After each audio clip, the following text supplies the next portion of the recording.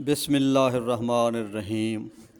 काफ़ी सूफिया दा एक मशहूर कलाम है जिन्हें विच वो इश्क हकीकी की गाल करेंदे, मार्फत की गाल करेंदे, अपने महबूब की जुदाई दे विच तड़पता रहेंदे, उनकी जुदाई बेकल तो बेचस रहंदे।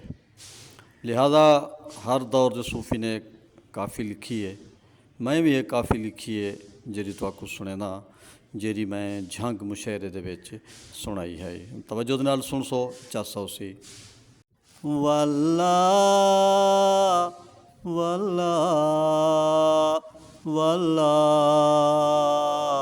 नामी अल्हा दे वल्ला मैं ततड़ी दो वल्ला नामी अल्हा दे वल्ला तै बिन भाही लग दियां, तै बिन भाही लग दियां, सुर भी आही लग दियां, खिल भी धाही लग दियां, नामी अल्हा दे वल्ला वल्ला नामी अल्हा दे वल्ला तेरी सिक दिया सिधरा दिल विच रख, असां महशर रात गुजारी है, तेरे इश्क दा बार भी बारी हा,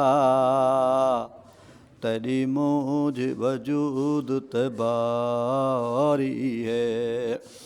मैं को ख्वाब डरा कले आंदे हन, मेरे दिल ते सकता तारी है, मेरा वारिस दिल बर जल्दी बन पई चलदी हाँ ते आरी है। नामी अल्हा दे वल्ला सावल तर कोई तारी, कातिल मूझ मुझारी, दर्शन दे एक वारी, नामी अल्हा दे वल्ला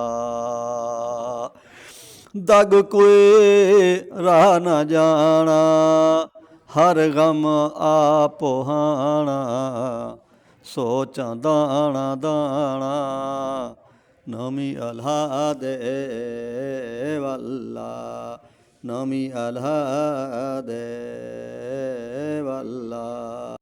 ओ एक इश्क अवेड़ा गल पै गए, ब्या गल पै सोज कल्हे पा, बल तांग दी सांग है सीने विच, वल मिलिए तन दड़े पा, अजां याद दा ओ क्षण लीरा है, बहरा से याद हंडे पा, टंग दिल बर सिक दे सोले गए, आए पहली रात रंडे पा। नामी अल्हा दे वल्ला मैं ततड़ी दो वल्ला, के तई तड़प दी रासां, पिंजरे फड़क दी रासां, मुकदन दिल बर आसां, मैं ततड़ी दो वल्ला नामी अल्हा दे वल्ला नामी अल्हा दे वल्ला। ओ जे इश्क दा सुहा कीता है, ਵਤ ਪੀਤ ਦਾ ਰਾਹ ਕਿਉਂ ਲੈਂਦਾ ਨੈ ਹੈ ਕਹਾਤੀ ਕੁਰੇ ਵਫਾਦਾ ਜੇ ਕਿਉਂ ਹੋਬਦਾ ਮੀ ਵਸੇਂਦਾ ਨੈ ਮੇਰੀ ਗੋਲ ਚ ਗਾਲਾ ਥਿਆਵੇਂ ਅੱਜ ਪਿਆਰ ਦੇ ਲਫ਼ਜ਼ ਅਲੈਦਾ ਨੈ ਅਰਮਾਨ ਹੈ ਦਿਲ ਬਰ ਯਾਰ ਹੁੰਦੇ ਕਿਉਂ ਪਿਆਰ ਦਾ ਮੋਹਤ ਰੱਖੇਂਦਾ ਨੈ ਨਵੀਂ ਅਲਾ ਦੇ ਵਾਲਾ ਮੈਂ ਤਤੜੀ ਦੋ ਵਾਲਾ ਮੈਂ ਤਤੜੀ ਦੋ ਵਾਲਾ। ਜੰਗ ਦੇ ਵਿੱਚ 17 ਅਕਤੂਬਰ ਨਵੰਬਰ को 2024 को पूरे मुल्क का बल्कि बैन अल-अक़वामी शोरा की मौजूदगी का एक शानदार मुशायरा था गौरमेंट हाई स्कूल दे विच। जंग की तारीख का कामयाब तरीन मुशायरा है।